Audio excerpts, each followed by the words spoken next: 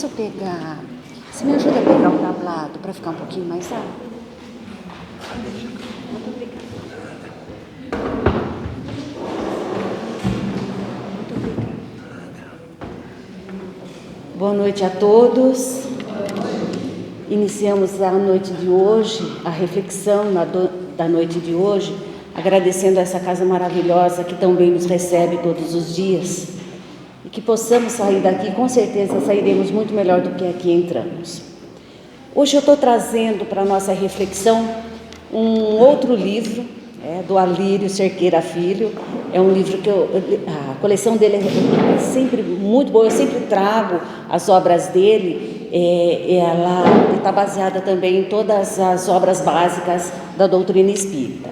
E por que ele? Porque ele consegue transformar, às vezes, assuntos que são muito pesados em assuntos de fácil compreensão. Inclusive, nesse livro que eu estou trazendo hoje, ele cita bastante uma outra obra, que é Memórias de um Suicida, de uma leitura muito difícil, e ele traz de uma maneira mais leve e de fácil compreensão.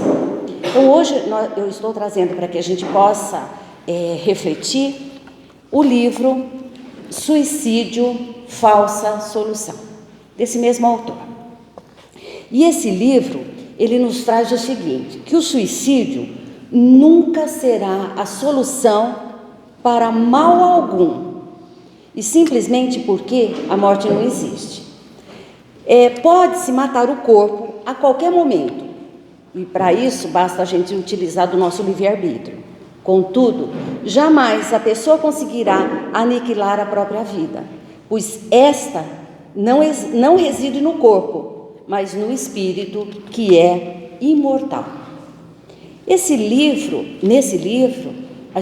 nós veremos a falácia que representa o suicídio, demonstrando a tese de que a morte não existe e que o suicídio é uma falsa solução. Veremos também nessa obra o quanto é importante a valorização da vida e a utilização de todos os recursos para a prática do amor.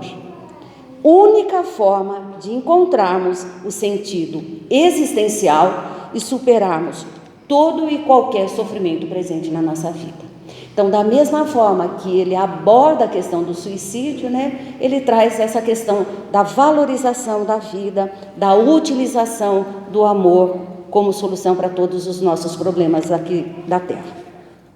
Na noite de hoje, eu vou me basear no comentário de 4 capítulos desse livro, onde ele aborda a morte, não existe. No segundo capítulo, ele comenta que a vida é um convite ao aprendizado, e esse convite, ele é muito característico das obras do Alírio. Sempre em todas as obras dele, ele cita esse convite que Jesus nos faz ao aprendizado. As consequências do suicídio e o sofrimento do suicídio. O suicídio, e por que esse tema?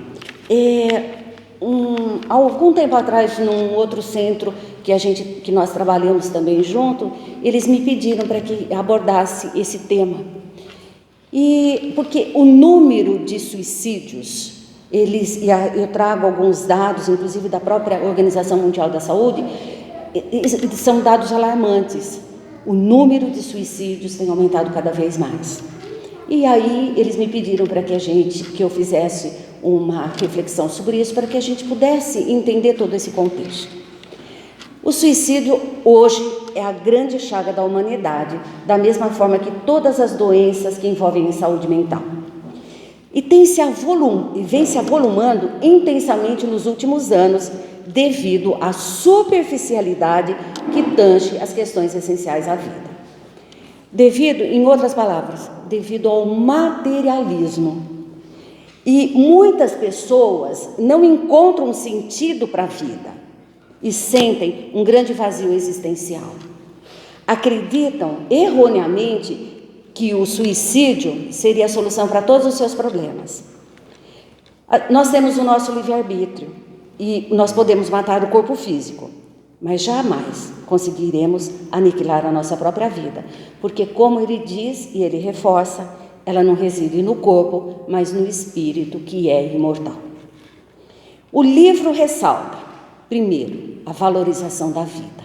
Segundo, a utilização de todos os recursos para a prática de amor, que, como ele fala lá na introdução, é a única forma de encontrarmos um sentido existencial para qualquer um dos nossos problemas. A morte não existe. E isso ele deixa em várias passagens, em vários trechos, e desse texto ele deixa bem claro. Alguns dados levantados pela Organização Mundial de Saúde. O dado que eu estou trazendo aqui é de 2020, porque depois veio a pandemia e a partir daí teve um aumento no ano de 2020, um aumento significativo no número de casos de suicídio e depois eles pararam um pouquinho de contabilizar. Então, em 2020, 1 milhão de pessoas cometeram suicídio. 1 milhão de pessoas. O suicídio é responsável por quase metade de todas as mortes violentas no mundo todo. Produz, olha que interessante, mais mortes por suicídio do que a soma de homicídio, terrorismo e guerra. O número é muito maior. Nós temos cerca de, olha só, um suicídio no mundo a cada 30 segundos. Está entre as 10 causas mais frequentes em todas as idades. É a terceira causa de morte entre 15 e 35 anos. Terceira causa de morte. Para cada ato consumado, a gente conta com 20 tentativas de suicídio. Isso aí é um aumento alarmante. Suicidam-se também mais homens que mulheres, e para cada suicídio há, em média, 5 a 6 pessoas próximas que sofrem consequências emocionais, sociais e econômicas. Então, realmente são dados impressionantes, que nos levam, no dia de hoje, na noite de hoje, a conversarmos e a refletirmos um pouquinho sobre isso. Quais são os motivos que levam as pessoas ao suicídio? É a tentativa de se livrar de uma situação de extremo sofrimento em que a pessoa se encontra. E ela acha que não tem solução. A pessoa, ela também pode estar, um segundo motivo, num estado psicótico. Pode ocorrer uma indução obsessiva em que a pessoa se encontra subjugada e se mata sob indução do obsessor, lembrando sempre que nós somos responsáveis pelos nossos atos, mesmo estando sobre essa indução. A pessoa, um outro motivo, a pessoa que se acha perseguida, sem alternativa de fuga, como por exemplo no caso da esquizofrenia paranoide. Até casos de depressão levam ao suicídio. Ou uma doença física incurável e a pessoa se acha totalmente desesperançada, acreditando que se morrer tudo acaba. O tédio pode levar ao suicídio e uma concepção materialista da vida, quando a pessoa não tem ideal nenhum também nessa vida. Tem casos também de pessoas que se matam para se unir a alguém que já desencarnou. Podem ocorrer esses casos em pessoas com transtornos de personalidade, que atentam contra a vida em um impulso de raiva, ou às vezes para chamar atenção. Mas qualquer que seja a causa, é importante refletirmos que o suicídio é uma tentativa inválida de buscar a morte. Por quê? Porque a morte não existe.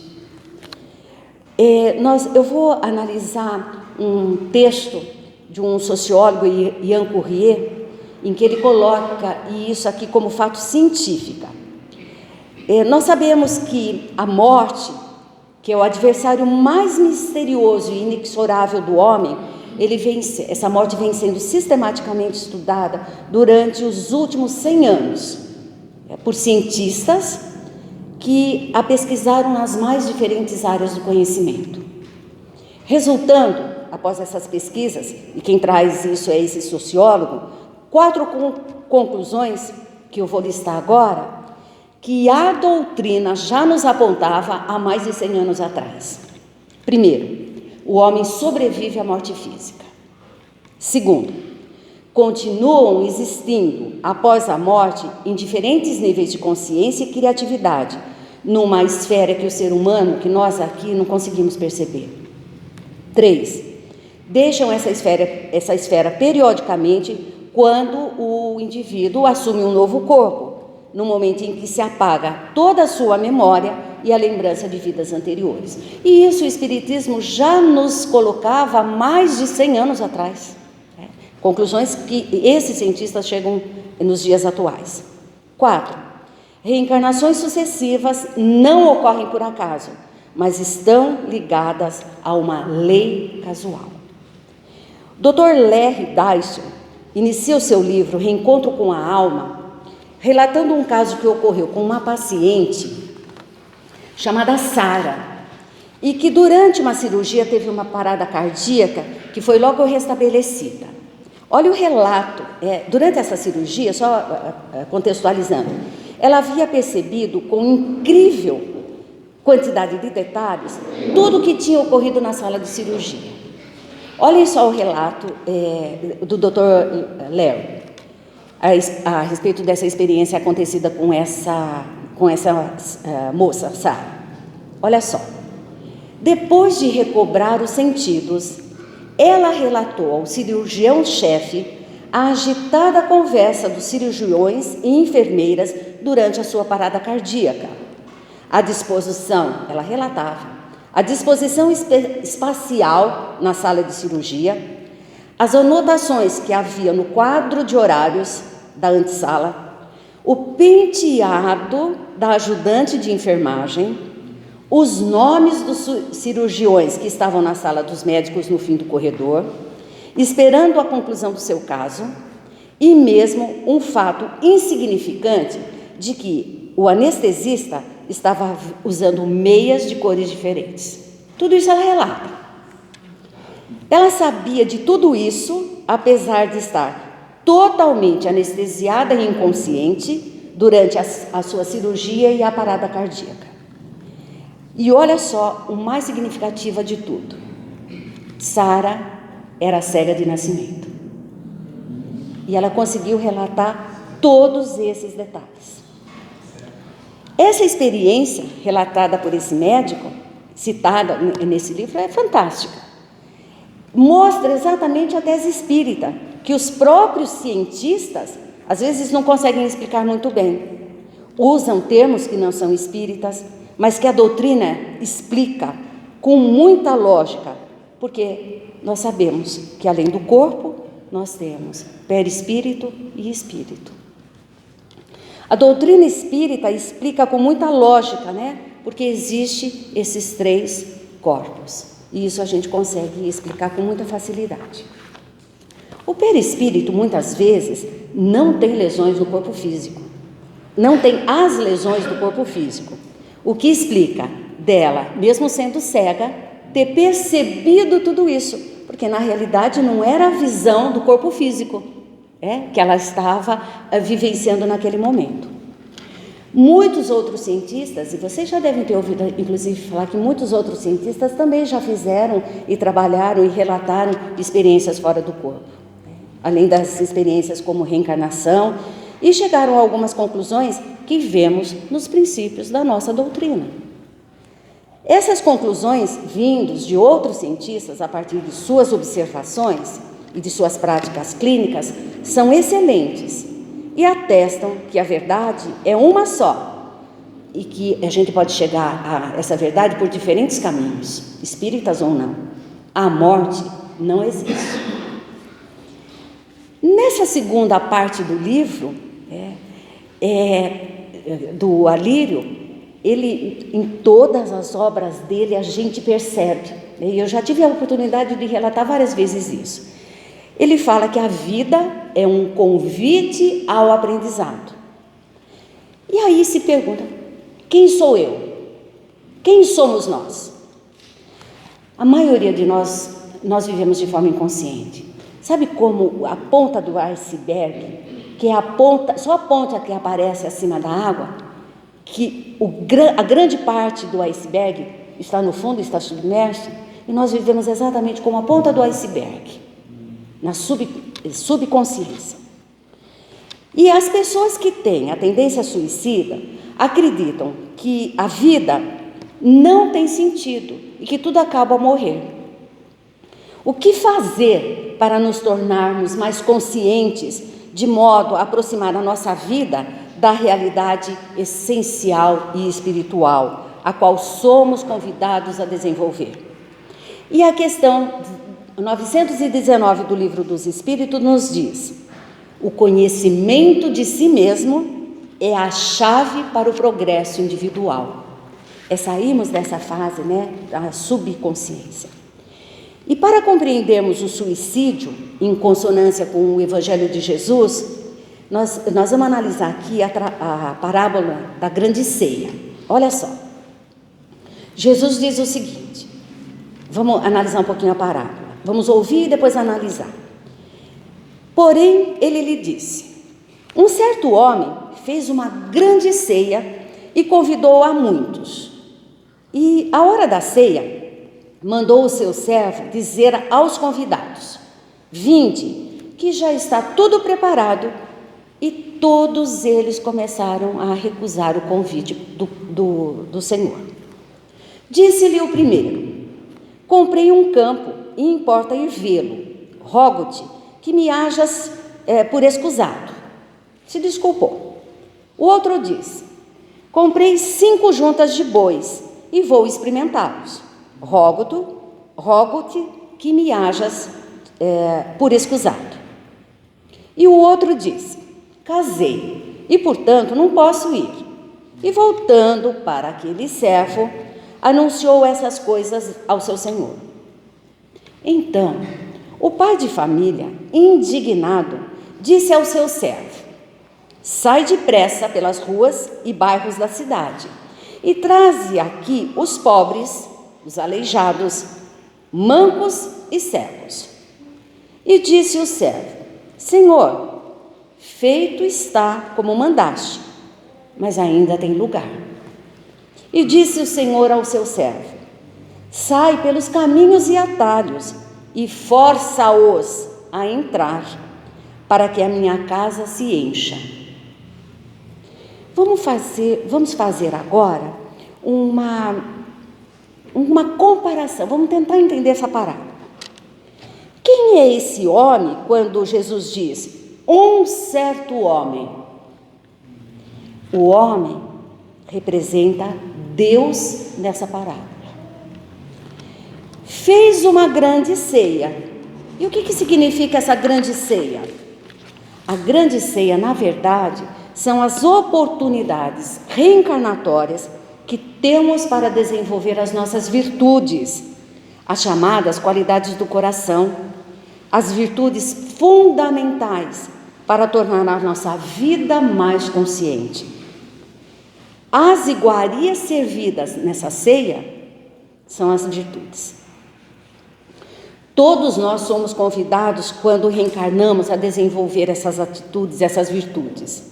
Portanto, as iguarias que existem na grande ceia nada mais são do que as virtudes divinas que nós já trazemos de forma latente dentro de nós e que cabe a cada um de nós desenvolvê-la gradativamente. Então, é essa compreensão que a gente deve fazer dessa parábola. Olha só, o primeiro servo é o amor, que nos convida amorosamente à prática das virtudes, para que possamos desenvolver essas virtudes do nosso coração pelo conhecimento da verdade. Então, o nosso primeiro chamado é através do amor, e muitas vezes a gente não responde. O segundo servo é a dor expiatória. Por isso, o segundo convite vem para as pessoas que estão cegas, mancas, surdas e mendigas, simbolizando as pessoas que usaram mal os recursos divinos em uma existência anterior e agora estão expiando as suas faltas, e a partir da dor passam a desenvolver as virtudes que não quiseram fazê-lo pelo amor. O terceiro servo é o sofrimento, que surge quando a pessoa se rebela ou se revolta contra a dor expiatória. Então nós temos 3 chamados. Nós somos chamados para desenvolver as nossas virtudes através do amor, da dor, ou da expiação. O sofrimento força a pessoa a se encaminhar até a grande ceia, para que a gente possa, dessa forma, fazendo um paralelo, desenvolver as virtudes que nós trazemos latente em nosso coração. Então, diante da vida, nós sempre temos 3 opções: seguir o caminho do amor provacional, da dor expiatória, ou aguardar o sofrimento. A maioria das pessoas que se suicidam o fazem para fugir de uma situação dolorosa, uma situação expiatória física ou psíquica, na qual é convidado a passar pela dor, claro, para atingir o amor. A pessoa com a tendência suicida, ao matar o corpo, torna o seu sofrimento muito mais pesado, pois seus problemas residem no espírito. E dessa forma, além dos problemas que já trazia, somam-se aqueles provocados pela morte prematura do corpo. Ocorre uma ampliação do sofrimento, que persistirá até o momento que ela tomar conhecimento dos seus atos. Se não aceitarmos o convite do primeiro e do segundo servo e optarmos pelo suicídio, o jugo se torna pesado, muito, profundamente perverso, e o fardo que nós temos que carregar, muito mais pesado. Então, devemos nos encaminhar, e é esse o convite que o Alírio sempre fala nas suas obras, Devemos nos encaminhar para o autoconhecimento, a autotransformação, fazendo exercícios de amor, de mansidão, de humildade, virtudes que nos libertarão completamente da tendência do suicídio. No 3º capítulo, ele fala um pouquinho das consequências do suicídio. E olha só, no Livro dos Espíritos, na pergunta 957, ele diz assim: quais, em geral, com relação ao espírito, são as consequências do suicídio? Muitas são essas consequências. Não há penas determinadas se, em todos os casos, corresponde sempre às causas que o produziram. Mas há uma consequência a que o suicida não pode escapar: é o desapontamento, porque ele não vai conseguir aquilo que ele achava que teria.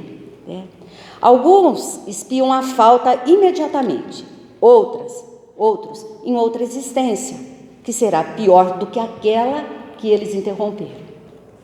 Os efeitos do suicídio não são idênticos. Alguns há, porém, que são comuns a todos os casos de morte por suicídio violenta e que são a consequência da interrupção brusca da vida. Há, primeiro, a persistência mais prolongada e tenaz do laço que une o espírito ao corpo, por estar quase sempre esse laço na plenitude de sua força, momento em que ele é partido. A pessoa ainda está com muita energia vital, e corta esse laço do corpo com o espírito de uma maneira muito brusca.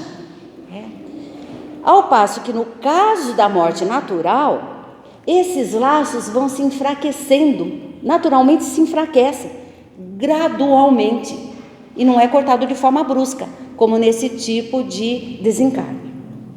Então, no suicídio, ele se rompe violentamente, de forma abrupta, fato que na morte natural não acontece, porque esse enfraquecimento vai ocorrendo de uma forma muito lenta, muito natural e gradual. Bom, e aí vem uma outra questão do mesmo Livro dos Espíritos, é a questão 155, que ele elucida bem o tema. Como se opera a separação da alma e do corpo? Rotos os laços que a retinham, ela se desprende. E ele continua, os espíritos continuam a explicação. A separação se dá instantaneamente por brusca transição? A pergunta, antes da resposta. Haverá uma linha de demarcação nitidamente traçada a morte, a vida vem até aqui e a partir daqui a morte. Esses dois estados se tocam, se confundem, de sorte que o espírito se solta pouco a pouco dos laços que o prendiam. Esses laços se desatam, mas não quebram. É claro que os benfeitores estão falando isso de uma morte natural, né? E que no caso do suicídio, esse rompimento é muito drástico, é muito abrupto. Durante a vida, o espírito se acha preso ao corpo por seu envoltório semimaterial ou perispírito. A morte é a destruição do corpo somente, não a desse outro invólucro, que do corpo se separa quando cessa neste a vida orgânica. E olha que interessante, ele coloca aqui. Uma pessoa, por exemplo, programada para viver mais ou menos até os seus 60 anos, e aos 50 anos ele se suicida. Ele coloca que essa pessoa pode permanecer durante 10 anos presa ao próprio corpo, que já não tem vida, devido à quantidade de energia vital que o corpo trazia. E o que é mais impressionante, e isso acontece, o espírito pode experimentar o horror da decomposição. E ele vai trazer isso por um tempo indeterminado. Ele sente até o cheiro. Embora essa decomposição possa ocorrer em algumas semanas, ele continua sentindo tudo isso por anos. E o livro, a gente já está terminando, mas nós vamos ter outras oportunidades de estar trabalhando isso. Ele traz o livro do Alírio, traz uma citação do Memórias de um Suicídio, da Ivone. É um livro muito grosso, de uma leitura difícil, mas que ele consegue transformar de uma forma simples da gente entender. E ele coloca assim, no livro da Ivone, que é Memórias do Suicida, ele usa o pseudônimo Camilo Cândido Botelho como autor do livro, mas que na realidade é um escritor português chamado Camilo Ferreira Botelho Castelo Branco, e cujos dados biográficos ele traz aqui também, e que eu vou, depois se vocês tiverem interesse, procurem no livro, mas ele era um escritor famosíssimo, né? Ele era cronista, crítico, dramaturgo, historiador, poeta, tradutor. Ele era assim uma personalidade da língua portuguesa muito grande. E o Camilo Castelo Branco, depois de uma consulta a um oftalmologista, foi detectado que ele ficaria cego, e realmente ele ficou cego. E ele não suportou essa ideia, e ele acaba desferindo um tiro de revólver na têmpora direita em junho de 1890 e desencarna, né, nesse mesmo dia às 17 horas. E ele conta nesse livro Memórias de um Suicida, ele conta um pouquinho dos horrores pelos quais ele passou. É impressionante. Eu vou citar só alguns trechos bem rapidinho, porque é de um sofrimento atroz. Eu vou até me deter só alguns pontos, porque é realmente impressionante, tá? Olha só. Vou pegar só alguns trechos. Vales profundos, a que as sombras presidiam, gargantas sinuosas, cavernas sinistras, no interior das quais uivavam, quais maltas de demônios enfurecidos, espíritos que foram homens, dementados pela intensidade e estranheza, verdadeiramente que é inimaginável, dos sofrimentos que se martirizavam. Ele coloca assim, o solo coberto de matérias enegrecidas e fétidas, lembrando a fuligem, era imundo, pastoso, escorregadio, repugnante. E ele vai citando. Ele fala do ar que é asfixiante, das tempestades, que eles não conseguiam respirar, enfim. Ele vai citando ao longo do livro todas esses horrores que ele vivenciou após o suicídio. E é interessante que tudo isso que o Camilo descreve é fruto do psiquismo dos próprios espíritos que habitam o local. Porque ele está num vale de suicidas. A dificuldade de respirar é devido aos miasmas deletérios que os próprios espíritos expelem a partir do seu psiquismo. Então aí ele continua relatando, e ele fala inclusive que nem o lugar mais repulsivo, sabe o Vale dos Leprosos, que era um lugar repulsivo da antiga Jerusalém, que é comentado, não se assemelha ao que ele vivenciou lá. Então eu só citei alguns tópicos, né? A fome, a sede, o frio, a fadiga, a insônia, tudo isso ele passou. Ele fala que ele não sabia se era dia, se era noite, porque sombras perenes rodeavam as horas que eles viviam naquele local. Eles perdem a noção do tempo, a sensação de distância, tudo isso fica para trás. E eles se sentiam totalmente desolados, achando que nunca mais eles sairiam daquele vale dos suicidas. Gente, ele coloca ainda sensação de eternidade, que o sofrimento que ele está passando vai durar para sempre, porque se perdeu a noção do tempo e do espaço. E aí ele coloca ele relata um pouquinho sobre tudo que ele vivenciou das pessoas que estavam lá. E o Camilo, ele descreve uma coletividade, todo aquele vale dos suicidas com aquela gama de espíritos que se suicidaram, uma coletividade composta de diferentes individualidades. E olha o que ele coloca: o afogado se debatendo na ânsia do afogamento, o que se jogou embaixo do trem, desesperado, catando pedaços do corpo que foi retalhado, o que se deu um tiro, tentando aplacar o sangue que jorrava, o que se enforcou, tentando se livrar das amarras, o que ateou fogo no próprio corpo, tentando fugir das chamas, o que se envenenou com as vísceras em carne viva, tentando aplacar as suas próprias dores. E é impressionante, eu vou até parar por aqui, mas é impressionante os relatos e as minúcias que ele traz dentro desse livro, Memórias de um Suicida. Tá? Tão deplorável esse estado de coisas para a compreensão do homem, que nós não possuímos vocabulário, nem imagens adequadas. E isso prolonga-se até que as reservas das forças vitais e magnéticas se esgotem. Ele vai vivenciar enquanto ele tiver energia vital, que varia segundo o grau de vitalidade de cada um daqueles espíritos que passou pelo suicídio.